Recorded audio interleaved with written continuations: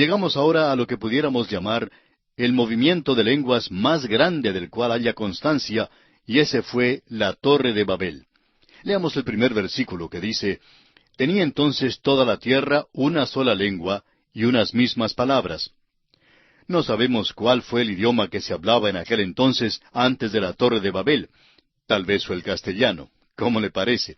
Bueno, la verdad es que no lo sabemos. Pero cualquier idioma que haya sido, creemos que ese será el que se hable en los cielos. Creemos que será un idioma mucho mejor que el que tenemos hoy, con nombres, sustantivos, verbos, adverbios y adjetivos más específicos. Los versículos 2 y 3 de este capítulo 11 de Génesis nos dicen: Y aconteció que cuando salieron de oriente, hallaron una llanura en la tierra de Sinar, y se establecieron allí. Y se dijeron unos a otros: Vamos, hagamos ladrillo, y cozámoslo con fuego. Y les sirvió el ladrillo en lugar de piedra, y el asfalto en lugar de mezcla. Por lo visto, amigo oyente, el hombre viajaba hacia el occidente, y llegó a una llanura que probablemente esté en el valle entre los ríos Tigris y Éufrates. Por allá en esa región no hay piedra, y por eso tuvieron que hacer el ladrillo. Se usaba el ladrillo como algo práctico. Fue una necesidad. Es interesante que muchos de los edificios en nuestras ciudades en el día de hoy están construidos de ladrillo, y suponemos que sea el tipo de material más popular que cualquier otro tipo que se emplea hoy para edificar. Esta no fue una clase de construcción falsa. Note usted cuidadosamente las palabras de ellos. Dice el versículo 4: Y dijeron: Vamos, edifiquémonos una ciudad y una torre, cuya cúspide llegue al cielo, y hagámonos un nombre, por si fuéremos esparcidos sobre la faz de toda la tierra. La Torre de Babel era un sigurat, es decir, una torre escalonada con terraza. Se hallan muchos de estos sigurat que cayeron en ruinas en el valle de los ríos Tigris y Éufrates. Eran hechos de ladrillos. Tenían una construcción sólida y por todo su alrededor había una rampa que llegaba hasta la cúspide. Evidentemente, en la cima, la parte superior, había un altar sobre el cual en ciertas ocasiones se ofrecía sacrificios humanos. Más adelante en la historia también se ofrecían niños a los cuales se los colocaba dentro de un ídolo enrojecido por el fuego. Estas cosas fueron relacionadas con los sigurats, o sea, la torre escalonada con terraza, más adelante. En ese entonces, pues, estaban edificando una torre y deseaban llegar hasta los cielos. La idea no es tratar de quitar los pies de entre el agua, ni tratar de edificar sobre el nivel de la marea alta. Este sentido no se encuentra aquí en esta porción. Lo que trataban de edificar era algo que sirviera como punto de reunión para los hombres contra Dios.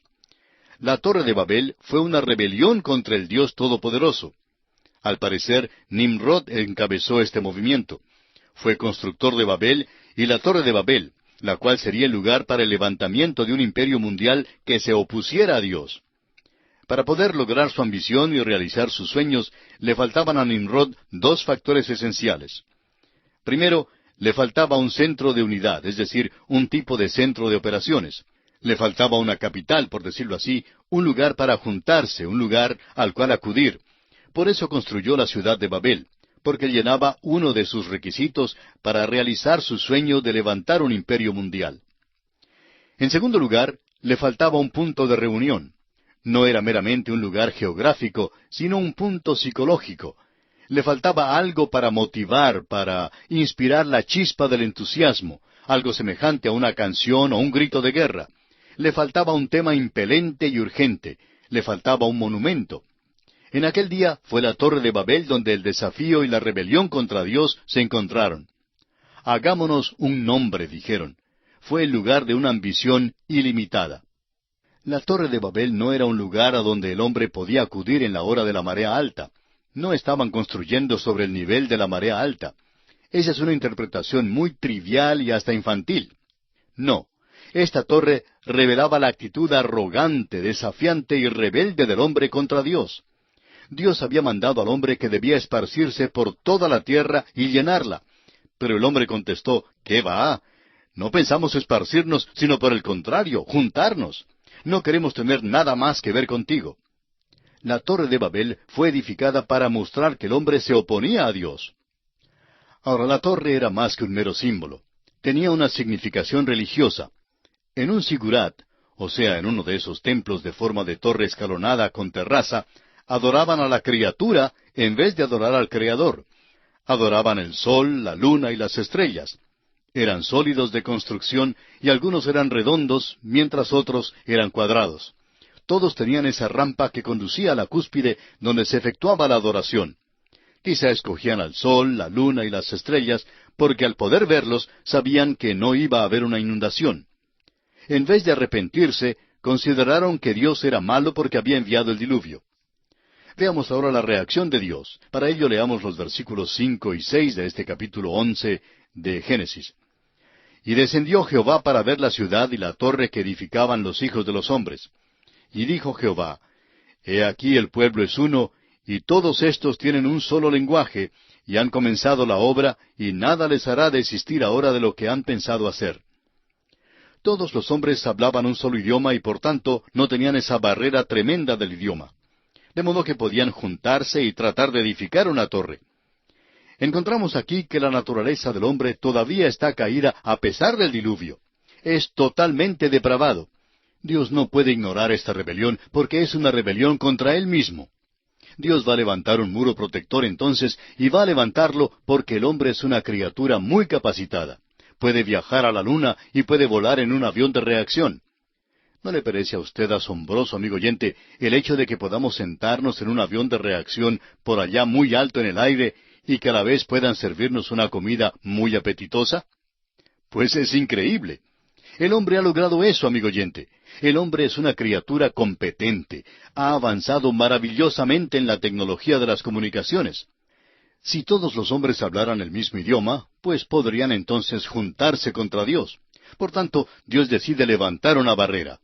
Los versículos 7 al 9 de este capítulo 11 de Génesis nos dicen, Ahora pues, descendamos y confundamos allí su lengua, para que ninguno entienda el habla de su compañero.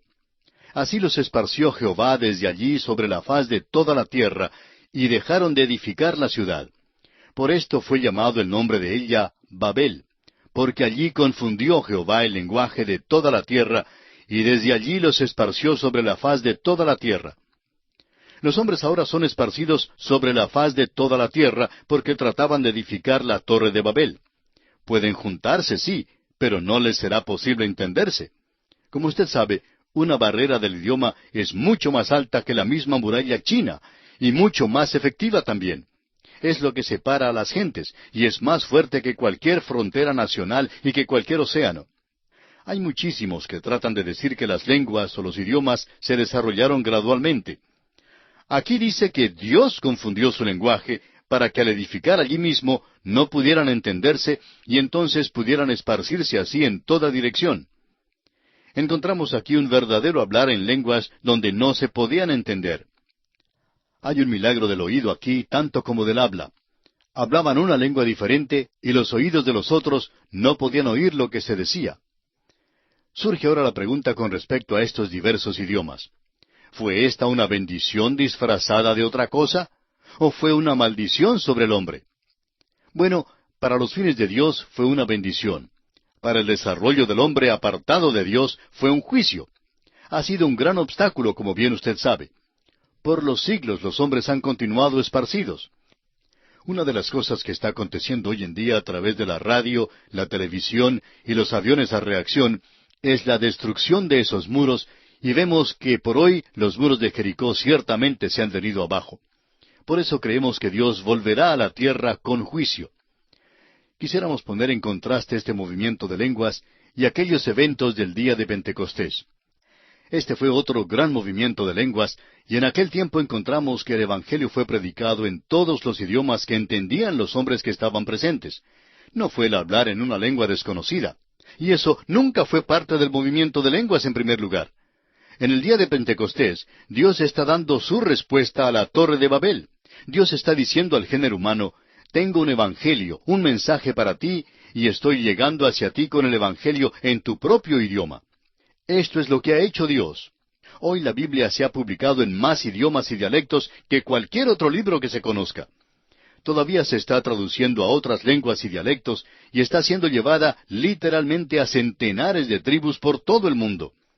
El Evangelio es para todo el género humano, Y la razón y el motivo de hablar en lenguas es para dejar saber a la raza humana que Dios ha respondido a la Torre de Babel, que ha provisto ahora una redención para el hombre. Se ha cumplido la misión. No hay necesidad hoy que el hombre trabaje para obtener la salvación, y nunca ha habido necesidad de eso. El hombre debe volver a Dios y escuchar su mensaje. El Evangelio es para usted, quien quiera que sea, y en cualquier idioma que usted hable. Es para usted, es para las naciones del mundo.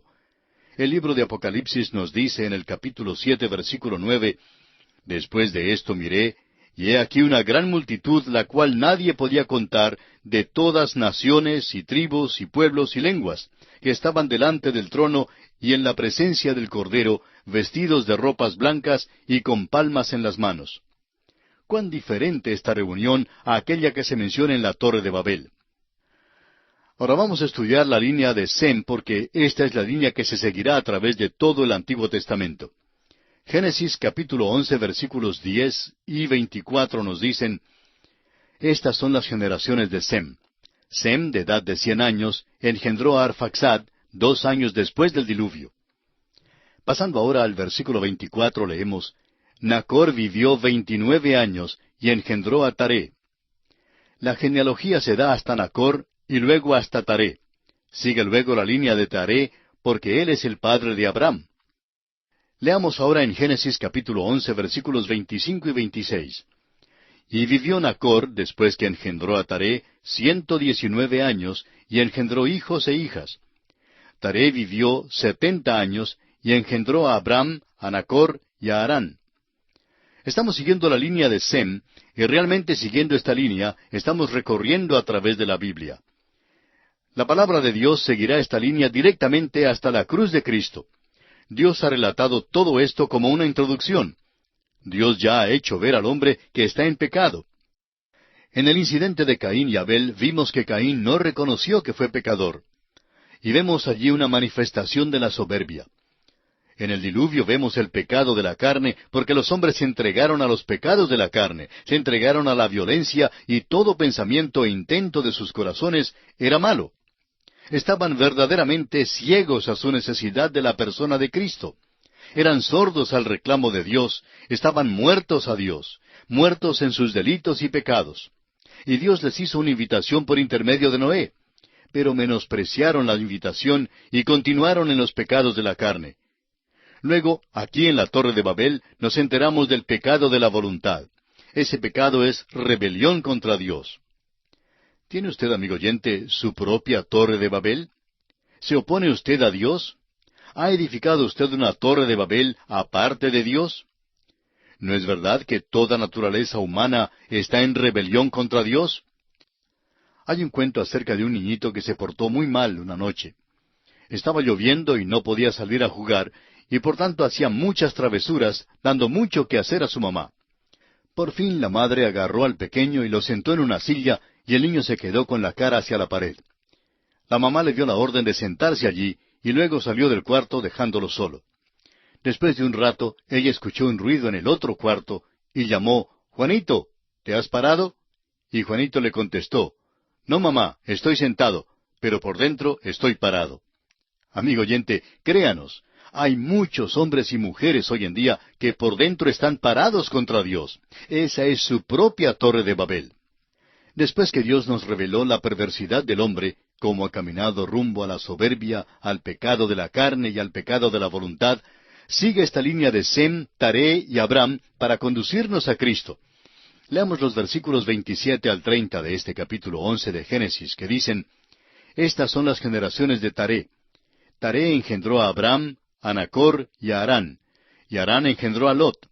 Y murió Harán antes que su padre Taré en la tierra de su nacimiento, en Ur de los Caldeos. Y tomaron a Abraham y Nacor para sí mujeres. El nombre de la mujer de Abraham era Sarai, y el nombre de la mujer de Nacor, Milca, hija de Harán, padre de Milca y de Isca.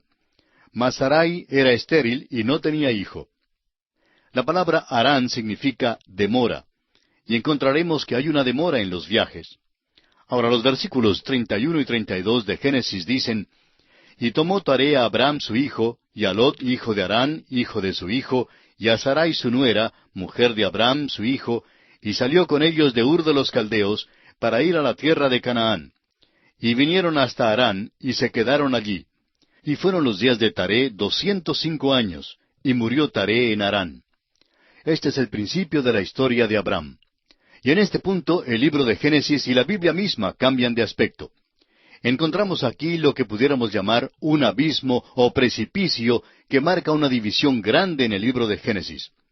Los primeros 11 capítulos están a un lado del precipicio y los 39 capítulos restantes están al otro lado del abismo. Los primeros 11 capítulos abarcan un mínimo de tiempo de 2000 años y posiblemente más. Ya hablamos de esto cuando comenzamos nuestro estudio del libro de Génesis. Este período es igual al que abarca el resto de la Biblia entera, es decir, otros 2000 años. En otras palabras, al terminar nuestro estudio de los 11 primeros capítulos de Génesis, nos encontramos a medio camino a través de la Biblia. Ahora, en lo que se refiere al resto del libro de Génesis, el tiempo comprendido entre el capítulo 12 hasta el capítulo 50 es de 350 años. En nuestro estudio de hoy hemos notado tres aspectos principales. En primer lugar, hablamos sobre la construcción de la Torre de Babel. Notamos que los hombres comenzaron a fabricar el ladrillo y lo utilizaron para la construcción de la torre en lugar de la piedra. Dijimos que la Torre de Babel tenía la forma de un sigurat, o sea, una torre escalonada con terraza, a cuya cima se llegaba por una rampa o camino que rodeaba la estructura por la parte externa.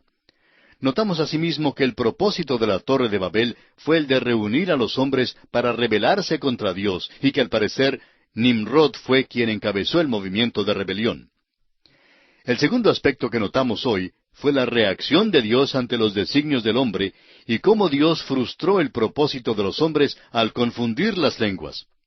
Vimos que al no poder entenderse, se vieron en la necesidad de esparcirse en todas direcciones.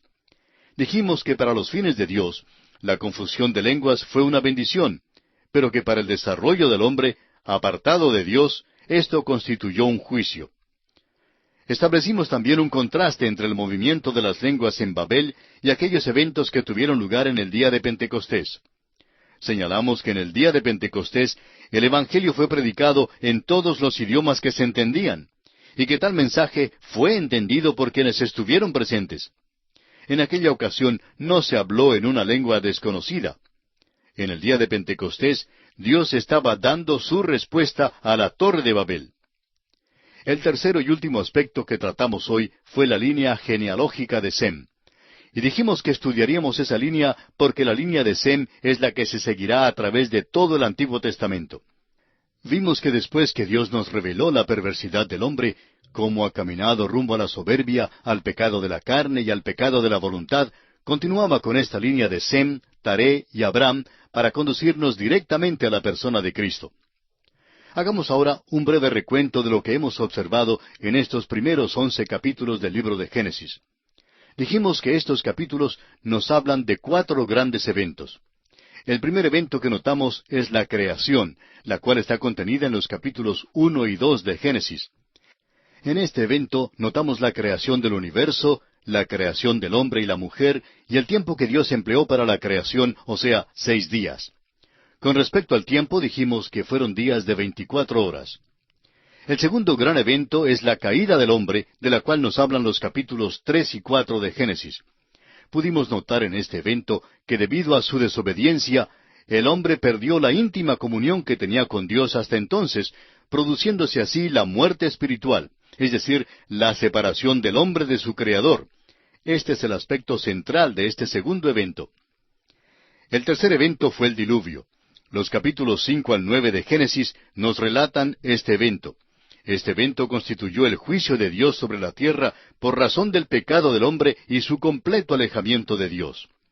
Solo Noé y su familia, junto con 2 animales, macho y hembra, de cada especie de animales inmundos, y 7 parejas de animales limpios de cada especie, escaparon del diluvio. Cuando Noé salió del arca, tomó de todo animal limpio y de toda ave limpia, y ofreció holocausto a Jehová. Encontramos también en este evento que Dios puso el arco iris en las nubes como señal de su pacto y su promesa de no destruir más la tierra por medio de un diluvio. Y el cuarto evento que encontramos es la Torre de Babel. Este evento lo encontramos narrado en los capítulos 10 y 11 de Génesis, y hoy hemos terminado de ver lo que este evento constituye.